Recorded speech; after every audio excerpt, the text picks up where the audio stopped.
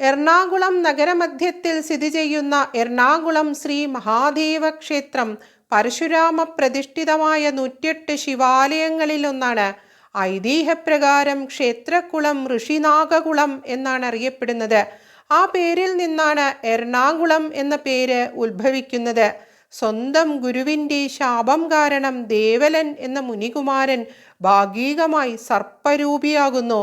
ആ നാഗർഷിക്ക് ശാപമോക്ഷം ലഭിച്ച ഇടം ഋഷിനാഗകുളം എന്നും ഇവിടെ വാഴുന്ന ഭഗവാൻ ഋഷിനാഗകുളത്തപ്പൻ അഥവാ എറണാകുളത്തപ്പൻ എന്നും അറിയപ്പെടുന്നു. കിരാതമൂർത്തി ഭാവത്തിലും ഗൗരീശങ്കരനായും 2 ദിവ്യമായ ശിവലിംഗങ്ങളിൽ സാക്ഷാൽ കൈലാസനാഥൻ ഇവിടെ പടിഞ്ഞാറ്റ് ദർശനമായി പരിശോഭിക്കുന്നു. മകരമാസത്തിലെ തിരുവാതിര നാളിൽ ആറാട്ട് വരത്തക്ക വിധത്തിലാണ് ഇവിടെ കൊടിയേറ്റുത്സവം നടക്കുന്നത്.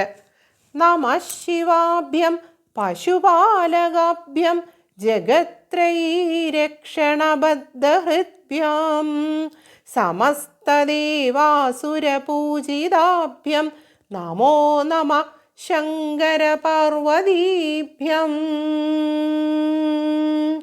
നമഃ പാർവതീപതയേ. ഹര ഹര മഹാദേവ. ഓം നമഃ ശിവായ.